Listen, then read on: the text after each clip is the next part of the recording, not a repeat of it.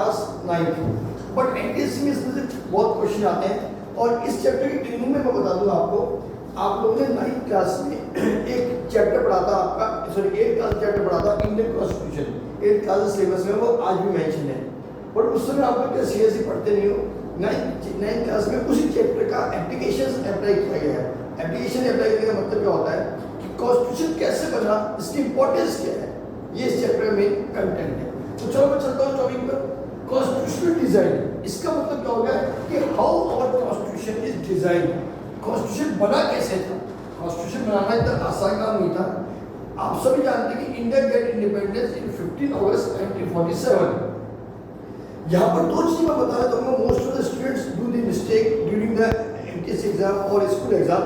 वो क्या गलती करते हैं, वो मान के चलते हैं कॉन्स्टिट्यूशन बनना और आज़ादी दोनों एक ही चीज़ है, एक चीज़ नहीं है। कॉन्स्टिट्यूशन क्या होता है, पहले मैं बता दूँ आपको।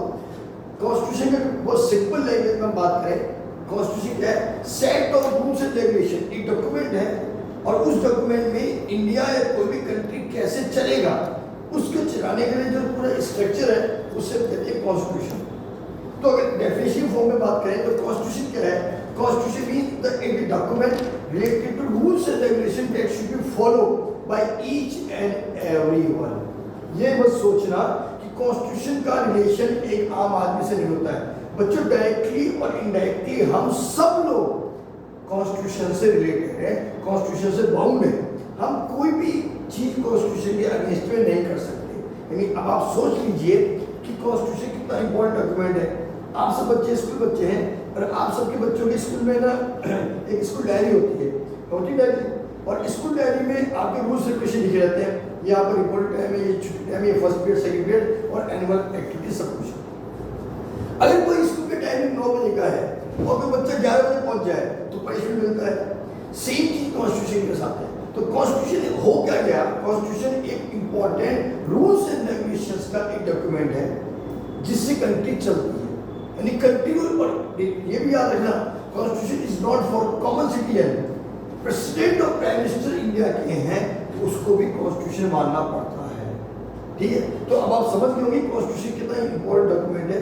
And every citizen of India without any discrimination, ये नहीं कि कोई आईएएस है, कोई प्रधानमंत्री है, कोई नेता है, कोई बड़ा आदमी है, कोई बिजनेसमैन है, वो लोग इसको यूज नहीं करेंगे या इसको अप्लाई नहीं करेंगे जब उनको रूल्स रेगुलेशन फॉलो नहीं करने पड़ते। ऐसा बिल्कुल नहीं होता। हर इंसान इंडिया का, चाहे वो कॉमन पीपल है या बड़ा इंसान है, वो कॉन्स्टिट्यूशन फॉलो करेगा और हम सब करते भी हैं। नहीं करते तो पनिशमेंट मिलता है, सिंपल बात है।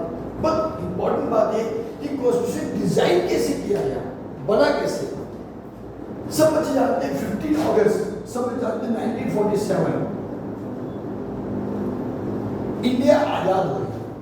आजादी के बाद इंडिया एक तो खुशी थी और एक तो एक चैलेंज भी था कि कॉन्स्टिट्यूशन बनाए कैसे, क्या चीज फॉलो करें। तो हमारे जो इंडियन लीडर थे, आप सब जानते हैं, we were the colony of the British empire. बहुत टाइम तक ब्रिटिश एम्पायर के कॉलोनी रहे, तो बहुत कुछ सीख चुके थे हम उनसे, लेकिन वो हमने सीखा लॉ के फॉर्म में। बट इंडिया को अपनी कंट्री को चलाने के लिए कोई नए सिस्टम की जरूरत थी। तो इंडियन लीडर ने डिसाइड किया we will frame our own constitution. हम किसी का सरदार क्यों माने, भाई हम आजाद हो गए, अब अपने नियम बनाएंगे ना अपने कंट्री के लिए। तो हमने कहा कि हम अपना ओन कॉन्स्टिट्यूशन बनाएंगे। ये बात अलग है कि हमारी इंडियन कॉन्स्टिट्यूशन में बहुत इंपॉर्टेंट बातें हैं जो हमने दूसरे कंट्री से ली हैं। अब भाई अच्छी बात, किसी कंट्री से लेने में कोई गलती नहीं है। जैसे मान लीजिए आप अच्छे स्टूडेंट मैथमेटिक्स में हैं पर you are not good in science, तो साइंस के लिए आप अपने क्लास फेलो को पकड़ दे, अरे यार मुझे साइंस सिखा दे, मैं तो मैथ सिखा दूंगा। तो सेम चीज है कि after 1947 India became independent country. Now it is challenge, so many challenges we face and making of the constitution, or we can say framing of the constitution is one of the important challenge. How we can overcome from this challenge, मैं ये बताऊंगा। आजादी के बाद ये बनाई constitution बनाया कैसे। तो कॉन्स्टिट्यूशन बनाने के लिए हमने क्या किया, एक कमेटी बनाई जिसको हम कहते हैं कॉन्स्टिट्यूएंट असेंबली। अब ये बात और बच्चों याद रखना, कॉन्स्टिट्यूएंट असेंबली जो थी ना, उसको असेंबली थी इंडिया की आजादी के बाद उस असेंबली ने एक सरकार के रूप में काम किया था और उसमें जो मंत्री थे उन सबके एडवाइस से कॉन्स्टिट्यूशन फ्रेम हुआ। लेकिन इसका मतलब नहीं कि उन सब ने भी किया, द मेन इंपॉर्टेंट रोल था कॉन्स्टिट्यूशन बनाने में वो था doctor B.R. Ambedkar. Dr. B.R. Ambedkar, he was chairperson of drafting committee and so many other committees also formed to making and frame the constitution and some other persons they helped to Dr. B.R. Ambedkar। लेकिन main constitution Ambedkar का है, इसलिए हमें अम्बेडकर की constitution को कभी भूलना नहीं चाहिए। अब कॉन्स्टिट्यूशन बनी, अब बनने के बाद तुरंत कॉन्स्टिट्यूशन बनाने लगे। इसकी मीटिंग स्टार्ट हुई और ये डिसाइड किया कितने मेंबर होंगे। तो याद देखिए बच्चों 389 मेंबर कॉन्स्टिट्यूशन असेंबली में थे, ठीक है। इसमें से हम बात करते हैं तो 292 मेंबर जो थे वो स्टेट से थे, प्रोविंस से, और 93 मेंबर जो थे वो स्टेट से थे। स्टेट मतलब अच्छा यहाँ पर एक चीज आती है, सिर्फ प्रोविजन का मतलब क्या हो गया बच्चों, मैं बता दूं आपको इंडिया जिस कंडीशन में हमें मिला था उस कंडीशन में उस समय अलग अलग राजाओं की विरासतें थी। फिर आपको ये भी ध्यान होगा कि डॉक्टर सरदार पटेल साहब फर्स्ट होम मिनिस्टर, ये याद रखना, Sardar Patel was the first home minister as well as first deputy prime minister of India. तो नेहरू जी असाइन हिम कि जो स्टेट्स हैं इन स्टेट को पटेल साहब आपको मर्ज करके एक यूनियन बनाना पड़ेगा। और आपने पढ़ा भी है, बहुत सारी रियासत थी 392, उसमें कई रियासतें इंडिया में शामिल तैयार हुई थी। एक 3 रियासतें थी, हैदराबाद, जूनागढ़ और जम्मू कश्मीर, ये आपने पढ़ा भी है। ये तीनों रियासतें इंडिया का हिस्सा बनने को तैयार नहीं थी। तो पटेल साहब को असाइन किया गया कि भाई आपने 500 से ज़्यादा रियासतों को एक कर दिया, इनको भी एक कीजिए। तो हैदराबाद और जूनागढ़ में हम सक्सेसफुल हो गए। जम्मू कश्मीर में कुछ इंटरनल रीजन, कुछ और रीजन थे, मैं यहाँ पर डिस्कस नहीं करूँगा। उन रीजन की वजह से जम्मू कश्मीर इंडिया में शामिल नहीं होता है जी कि कैसे कॉन्स्टिट्यूशन बना। तो एक क्वेश्चन दिमाग में बच्चों के आता है, कितने मेंबर थे कॉन्स्टिट्यूशन असेंबली में। मैंने बताया था आपको constitution assembly work as first government of India also, यानी पूरी तरह से गवर्नमेंट नहीं थी, लेकिन हमें कॉन्स्टिट्यूशन असेंबली के मेंबर जो थे वो उनमें से कुछ मिनिस्टर्स बने और उन मिनिस्टर्स को अलग अलग ड्यूटी असाइन की गई। इसका मतलब उनका भी कंट्रीब्यूशन था, लेकिन मेन जो कंट्रीब्यूशन था कॉन्स्टिट्यूशन बनाने में वो तो डॉक्टर B.R. अम्बेडकर साहब का। अब कॉन्स्टिट्यूशन असेंबली जो है उसकी मीटिंग हुई, इसकी जो फर्स्ट मीटिंग हुई वो हुई थी 9 दिसंबर 1946, कॉन्स्टिट्यूशन असेंबली की पहली मीटिंग, जिसमें कॉन्स्टिट्यूशन कैसे बनाना इस बात पर चर्चा की गई थी। 2 दिन बाद इसकी मीटिंग हुई थी 11 दिसंबर 1946, और बता दो आपको फर्स्ट मीटिंग जो थी उसमें टेम्पररी चेयरपर्सन बनाए गए थे डॉक्टर सचिदानंद सिन्हा। डॉक्टर सचिदानंद सिन्हा जो 11 दिसंबर 1946 में जो सेकंड मीटिंग हुई, इसमें डॉक्टर राजेंद्र प्रसाद को कॉन्स्टिट्यूशन असेंबली का परमानेंट चेयरपर्सन बना दिया गया। अब परमानेंट चेयरपर्सन क्या मतलब हुआ कि भाई हम लोग राजेंद्र प्रसाद के डायरेक्शन में काम करेंगे, सब लोग जो जिनको जो ड्यूटी असाइन की है वो काम करेंगे। तो आपको एक ये याद रखना है कि when the first meeting of constitution assembly they held 9 December 1946 under the chairmanship of doctor Sachchidananda Sinha, ठीक है, CS सिन्हा कहते हैं इसको, और जो परमानेंट मेंबर बने वो बने डॉक्टर राजेंद्र प्रसाद। तो ये इंपॉर्टेंट एंटीसी क्वेश्चन जो आपको समझना है। सब मीटिंग हुई और फाइनली कॉन्स्टिट्यूशन बनने में 2 इयर्स और 11 मंथ और 18 डेज लगे, ये 2 वर्ष 11 महीने में हमारा कॉन्स्टिट्यूशन रेडी हो गया। यहाँ पर ये भी एनटीसी क्वेश्चन है, कितना टाइम लगा आपको, भी आप एनटीसी के हिसाब से पढ़ रहे हैं तो थ्योरी ना पड़ेगा, आप ऑब्जेक्टिव क्वेश्चन पे ध्यान दें। उसके बाद ये 2 वर्ष 18 में लगी, तो 26 नवंबर 1949 को हमारा कॉन्स्टिट्यूशन जो था वो इम्प्लीमेंट हो सकता था, इनफोर्स हो सकता था। लेकिन इस दिन को ना चुनकर हमने चुना 26 जनवरी 1950 को। अब बच्चे कोशिश करते हैं सर 26 नवंबर 1946 को हमारा कॉन्स्टिट्यूशन नहीं 6 नहीं 49, हाँ यहाँ पर थोड़ा कंफ्यूजन है, 49 है। 1949 को हमारा कॉन्स्टिट्यूशन डायरेक्टली इन्फोर्स था, तो हमें 26 जनवरी क्यों किया? इसका रीजन ये है कि 26 जनवरी 1930 को हमने इंडिपेंडेंस डे बनाया था। अब आप कहेंगे सर इंडिपेंडेंस डे तो 1947 को आ रहा है, आप क्या कन्फ्यूजन कर रहे हैं? बेटा इंडियन डिवोशंस ने अपने आप को इमोशनली स्ट्रॉन्ग करने के लिए और एक इमोशन डेवलप करने के लिए उन्होंने क्या किया कि 26 जनवरी 1930 को उन्होंने इंडिपेंडेंस डिक्लेयर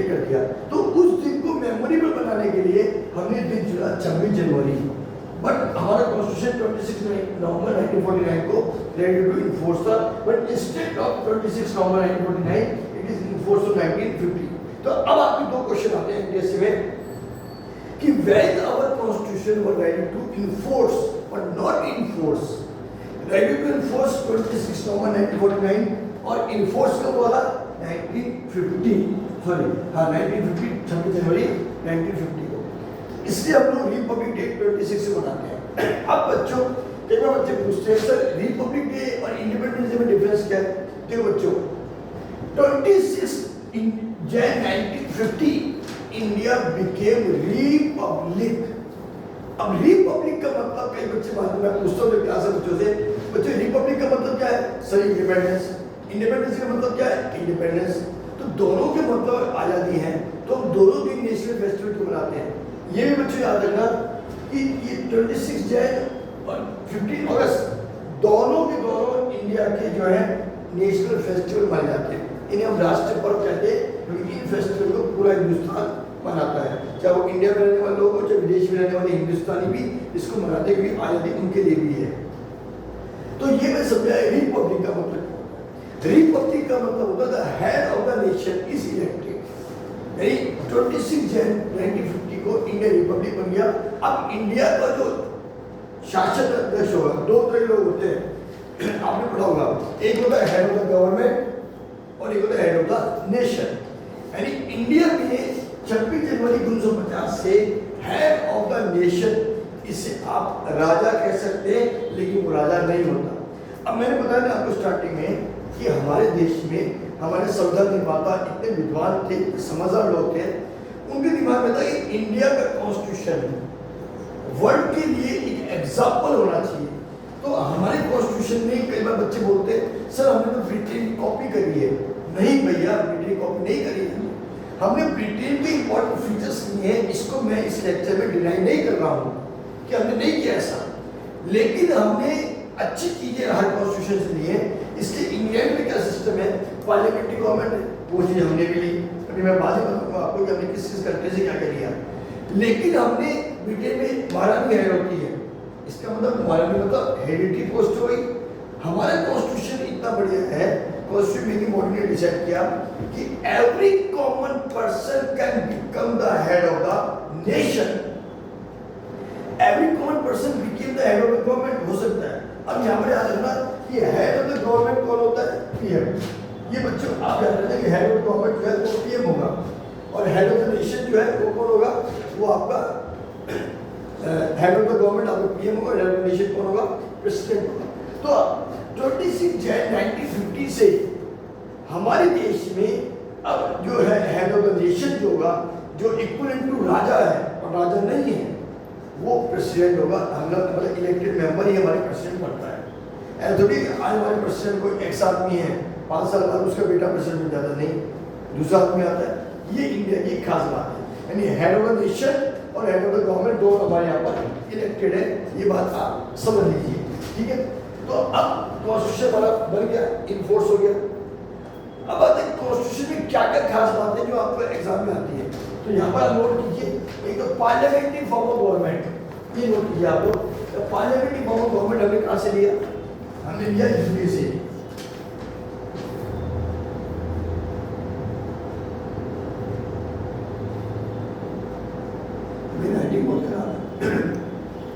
मेरा भी खराब आज। पार्लियामेंट्री फॉर्म ऑफ गवर्नमेंट हमने कहाँ से लिया? यूके, इंग्लैंड से। ये क्वेश्चन आपके आता है कि which feature we opt from which country. तो लिखे से बेटर में बोलूँ होता है तो निशान रहे दिख लीजिए सबको। फिर आता है आपके जो फंडामेंटल राइट्स है। फंडामेंटल राइट कहाँ से लिए हमने? फंडामेंटल राइट हमने लिए अमेरिका से, यूएस से हमने फंडामेंटल राइट लिए। डायरेक्टिव प्रिंसिपल्स कहाँ से लिए हमने? डायरेक्टिव प्रिंसिपल हमने लिए आयरलैंड से। नोट कर लो बच्चों, डायरेक्टिव प्रिंसिपल्स हमने लिए आयरलैंड से, ठीक है।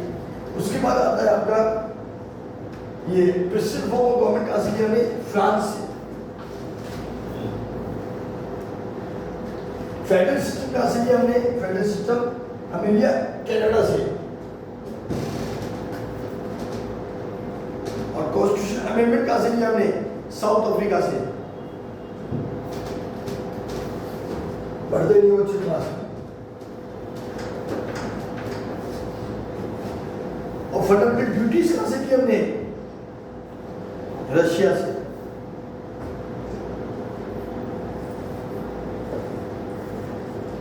मैं बता दूं यहां पर आपको कि हमारे कॉन्स्टिट्यूशन में पहले ड्यूटीज मेंशन नहीं थी। ये ड्यूटीज हमने शामिल करी है 42 अमेंडमेंट 1976 के बाद। 42 अमेंडमेंट 1946 से, ठीक है। तो अभी मैंने एक चीज आपको मैं बता रहा था कि हमने कौन से कंट्री से क्या क्या लिया है। तो यहाँ पर मैंने एक पॉइंट आपको बताया था, president form of government. President form of government हमारे देश में नहीं है। प्रेसिडेंट का जो इलेक्शन प्रोसेस है, जो सिस्टम है, प्रेसिडेंट हेड होगा। मैं जो बताना चाह रहा हूँ ये बात बताना चाह रहा हूँ कि प्रेसिडेंट हेड होगा, नेशन होगा। ये सिस्टम हमने फ्रांस से लिया है। ये मेरे कहने का मतलब था, ठीक है। तो आगे चलते भाई हमने क्या क्या ले लिया? कॉन्स्टिट्यूशन बन गया। अब कॉन्स्टिट्यूशन बन तो गया, अब इसको इम्प्लीमेंट कैसे करना, उसके लिए कॉन्स्टिट्यूशन असेंबली अपना काम कर रही है। मैंने ये बता दिया आपको कि कॉन्स्टिट्यूशन फोर्स कब से हुआ, डिजाइन कैसे हुआ, अम्बेडकर साहब का इंपॉर्टेंट रोल था। अब कई बार क्वेश्चन ही आता है कि व्हाई इंडियन, एनटीसी में भी आता है, why Indian constitution is a living document. तो लिविंग डॉक्यूमेंट का मतलब होता है, इसको जनरल बोलचाल भाषा में बोले तो सर इसका क्या, इसका मतलब ये हो गया कि कौन सा संविधान जिंदा है। अरे भाई जिंदा से मतलब ये नहीं है कि, ये मतलब ये होता है कि कॉन्स्टिट्यूशन के फीचर्स, हमारे कॉन्स्टिट्यूशन के इतने बढ़िया फीचर्स हैं कि that is still suitable for modern time, इसलिए इसको लिविंग डॉक्यूमेंट कहते हैं। मैं रिपीट कर रहा हूँ, Indian constitution is living document. This word refers to the features of the Indian Constitution is still suitable to the modern world। यानी आज भी हमारा कॉन्स्टिट्यूशन इतना बढ़िया है कि इंडिया में इतने चेंजेस हो रहे हैं। डेफिनेटली यार 1950 से लेकर अभी आप साल लगा लो 2022 चल रहा है, 77 ईयर्स हो चुके हैं और 77 ईयर्स के बाद भी इंडियन कॉन्स्टिट्यूशन को हमने इतना कोई खास चेंज नहीं किया। अमेंडमेंट होते रहते हैं, अमेंडमेंट रिक्वायरमेंट है। क्यों अमेंडमेंट क्यों होता है बच्चों? क्योंकि नीड चेंज होती है, इसलिए हमने अमेंडमेंट किया। But basic infrastructure of the constitution को हमने चेंज नहीं किया। अब कॉन्स्टिट्यूशन का इंट्रोडक्टरी पार्ट होता है, उसे हम कहते हैं प्रेमबल। अगर किसी इंसान को ये जानना हो कि what about the India, India का सिस्टम क्या कहता है, तो मैं उसको रेफर करूंगा, kindly go through and read the preamble of India. Preamble में सब कुछ लिखा हुआ है और अगर कोई समझदार पढ़ा लिखा इंसान है तो प्रेमबल को पढ़ते ही वो समझ जाएगा कि what about the India, India का क्या सिस्टम है, क्या इंफ्रा है, ये सब चीजें आपके इसमें लिखी जाती हैं। तो अब कॉन्स्टिट्यूशन लिविंग डॉक्यूमेंट है, ये भी बता दिया। कॉन्स्टिट्यूशन बना आपके एनटीसी के साथ बता रहा हूँ मैं आपको कि दो तीन इंपॉर्टेंट चीजें कि which features we take from the which country, ठीक है। मैंने बता दिया आपको, याद रखना क्वेश्चन भी आते हैं आपके। Who is the head of the nation? तो मैं फिर रिपीट कर दूं, हेड ऑफ द नेशन जो है वो प्रेसिडेंट होता है, उसे हिंदी में कहते हैं शासनाध्यक्ष, शासन का अध्यक्ष, जस्ट लाइक ए किंग, ठीक है। राष्ट्र सॉरी मैं यहाँ पर वापस मैं कन्फ्यूज कर दी मैंने, शासनाध्यक्ष है वो प्राइम मिनिस्टर होगा और राष्ट्राध्यक्ष जो है वो होगा प्रधानमंत्री। मैंने एक चीज आपको मैं बता रहा था कि हमने कौन से कंट्री से क्या क्या लिया है। तो यहाँ पर मैंने एक पॉइंट आपको बताया था, president form of government. President form of government हमारे देश में नहीं है। प्रेसिडेंट का जो इलेक्शन प्रोसेस है, जो सिस्टम है, प्रेसिडेंट हेड होगा। मैं जो बताना चाह रहा हूँ ये बात बताना चाह रहा हूँ कि प्रेसिडेंट हेड होगा, नेशन होगा। ये सिस्टम हमने फ्रांस से लिया है। ये मेरे कहने का मतलब था, ठीक है। तो आगे चलते भाई हमने क्या क्या ले लिया? कॉन्स्टिट्यूशन बन गया।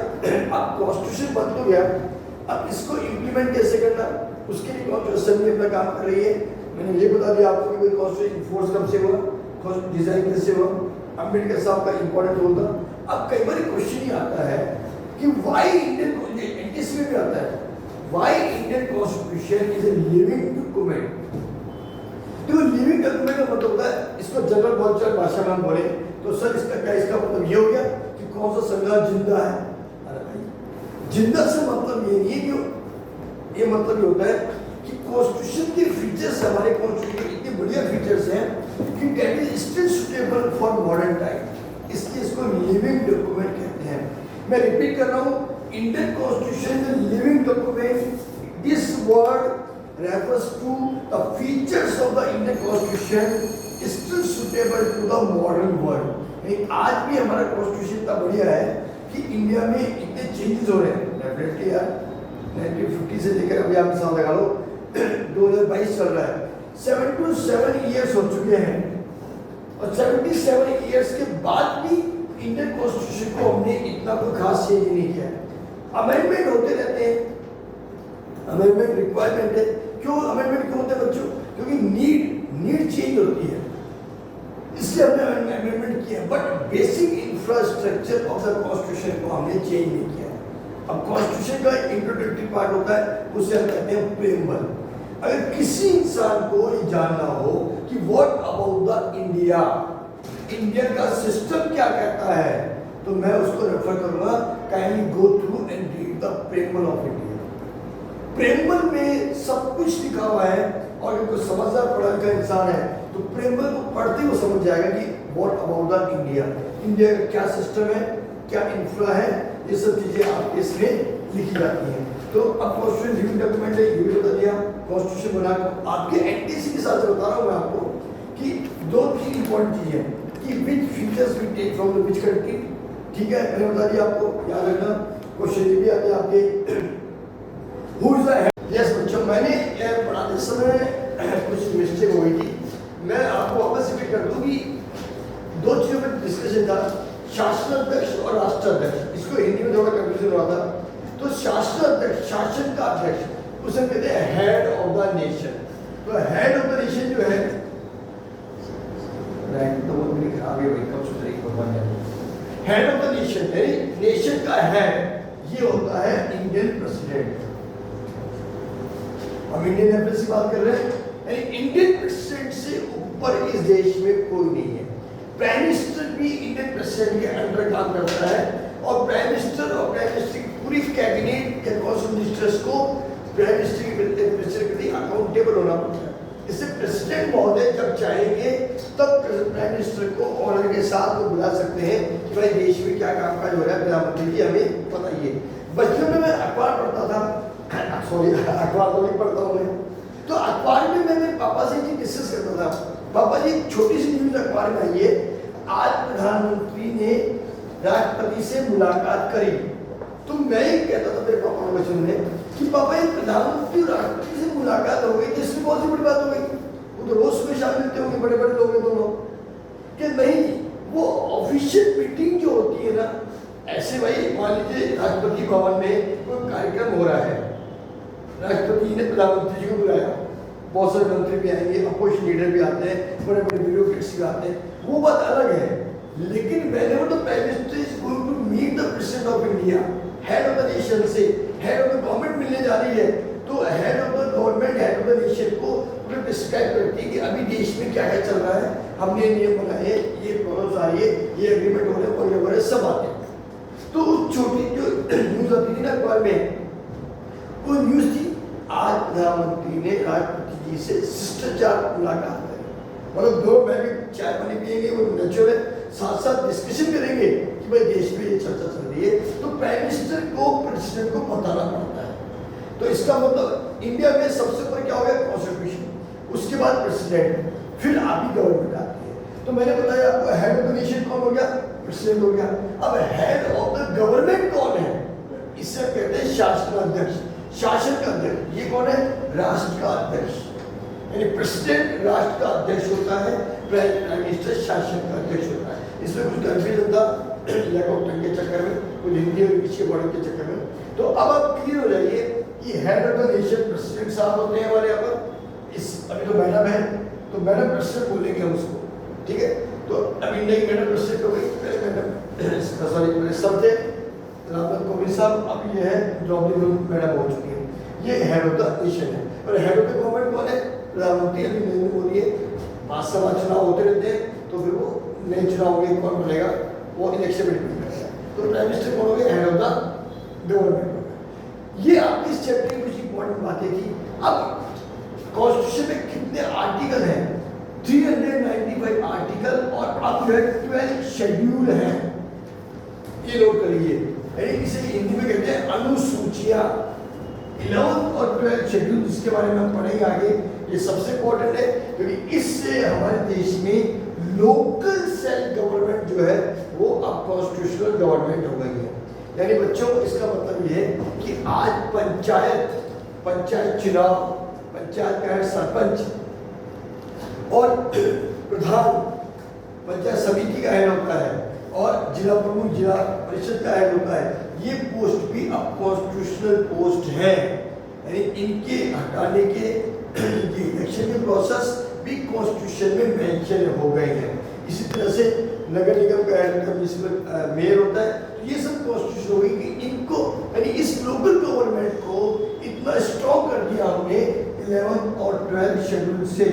इसके लिए 73 और 74 अमेंडमेंट कॉन्स्टिट्यूशन में हुए हैं। अभी तक ज़्यादा मेरी नॉलेज है, मोर देन 100 अमेंडमेंट हो चुके हैं।